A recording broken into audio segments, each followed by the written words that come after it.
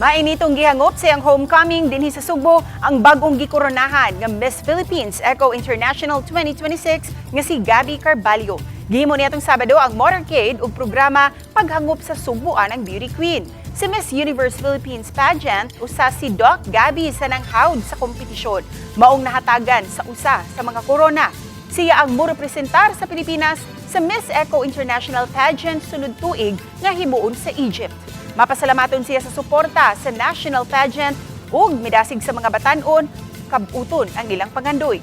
Gawa siyang pagkadoktor, dugay na kuno siyang nangandoy nga mosalmot sa international pageant. Apan aminado siyang malangan una ang iyang medical internship samtang mangandam sa umaabot nga kompetisyon. Sa iyang homecoming, gihimamat usab ni Gabbi ang iyang mga fans ug game pang misayaw at ubangan kanila.